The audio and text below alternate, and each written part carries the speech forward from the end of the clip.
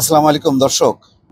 একটা রহস্য রয়ে গেল, অজানা একটা অধ্যায়, যেটা এখনো জানা গেল না যে কাতারে যে মার্কিন ঘাঁটিতে, সামরিক ঘাঁটিতে হামলা হলো, সেই উদেইদে, সেই ঘাঁটির নাম আল উদেইদে, সেখানে হামলা করেছিল প্রথম।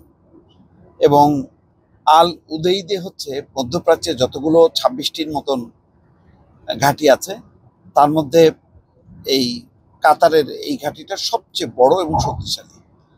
10,000 সৈন্য আছে। আপনারা গণমাধ্যমে নিশ্চয়ই দেখেছেন যে মার্কিন দূতাবাস, দোহা, কাতারের রাজধানী দোহার যেই মার্কিন দূতাবাস, তারা সতর্কতা নোটিশ করেছিল এবং মার্কিন সৈন্যদেরকে সরে যেতে বলেছিল নিরাপদ স্থানে। একই সঙ্গে মার্কিন এবং যুক্তরাজ্য নাগরিকদেরকেও সতর্কতা বার্তা দেওয়া হয়েছিল দূতাবাসের পক্ষ থেকে। সেখানে কি হলো?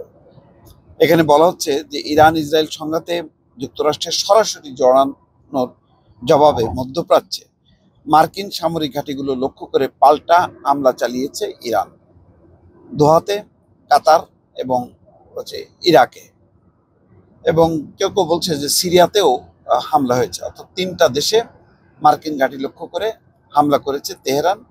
যেহেতু তেহরানে বড় ধরনের আক্রমণ করেছিল মার্কিন যুদ্ধ বিমানগুলো, তার জবাবে এই হামলাগুলো চালানো হয়। আয়াতুল্লাহ আল খমেনির ঘনিষ্ঠ উপদেষ্টা আলী আকবর বেলায়েতি ঘোষণা দেন, ওই অঞ্চলে বা অন্য কোথাও যুক্তরাষ্ট্রের ব্যবহৃত ঘাঁটিগুলো লক্ষ্য করে হামলা চালানো হবে। ইরানের পারমাণবিক স্থাপনাগুলোর উপর মার্কিন হামলার প্রতিশোধ নিতে এই পদক্ষেপ নেওয়া হবে। পরে ওই দিন রাতেই কাতারের রাজধানী দোহায় বিস্ফোরণের শব্দ শোনা যায়। সেখানে মধ্যপ্রাচ্যের সবচেয়ে বড় মার্কিন সামরিক ঘাঁটি আল উদেইদে হামলা চালায় ইরান। আল উদেইদ ঘাঁটিতে কি আছে, এটা নিয়ে এত আলোচনা কেন? আল উদেইদ হামলার জন্য প্রস্তুত ছিল কিনা, এসব বিষয় প্রকাশ করেছে গণমাধ্যম। আসলে সম্ভবত এটি আগেই বার্তা ছিল এবং আমেরিকাও বলেছে। ট্রাম্প যার কারণে ধন্যবাদ জানিয়েছে ইরানকে, যে তাদেরকে জানানোর জন্য ধন্যবাদ, এবং খালি করা হয়েছে সেই ঘাঁটিগুলো। ইরান থেকে পারস্য উপসাগর পেরিয়ে মাত্র 190 কিলোমিটার দক্ষিণে প্রাকৃতিক গ্যাসে সমৃদ্ধ দেশ ইরানের অবস্থান, আর এই দেশে আল উদেইদ ঘাঁটি অবস্থিত। এটি মধ্যপ্রাচ্যে যুক্তরাষ্ট্রের সবচেয়ে বড় সামরিক ঘাঁটি। 1996 সালে কাতারের রাজধানী দোহার কাছে মরু অঞ্চলে 24 হেক্টর জায়গা জুড়ে গড়ে তোলা হয় এই ঘাঁটি। এটি যুক্তরাষ্ট্রের সেন্ট্রাল কমান্ডের ফরওয়ার্ড হেডকোয়ার্টার্স বা অগ্রবর্তী সদর দপ্তর। মিশর থেকে শুরু করে কাজাখস্তান পর্যন্ত বিশাল অঞ্চলে মার্কিন সামরিক কার্যক্রম পরিচালিত হয় এই সদর দপ্তরের মাধ্যমেই। এই ঘাঁটিতে কাতারের নিজস্ব বিমান বাহিনী ছাড়াও যুক্তরাজ্য এবং আরও কয়েকটি দেশের বাহিনী অবস্থান করছে। সেখানে প্রায় 10,000 সেনা থাকেন।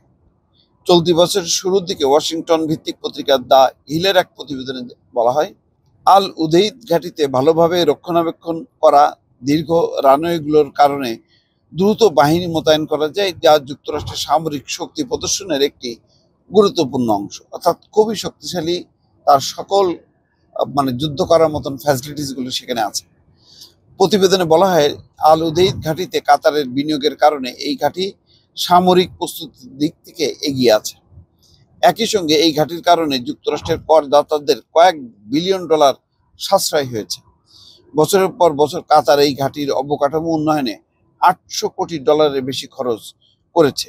এই ঘাঁটি ইরাক এবং আফগানিস্তানে যুক্তরাষ্ট্রের সামরিক অভিযান এবং 2021 সালে কাবুল থেকে লোকজনকে সরিয়ে নেওয়া সহ বিভিন্ন মানবিক কার্যক্রমে বড় ভূমিকা রাখে।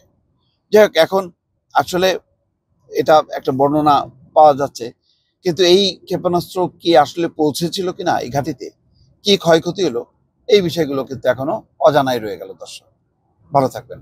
আল্লাহ হাফিজ।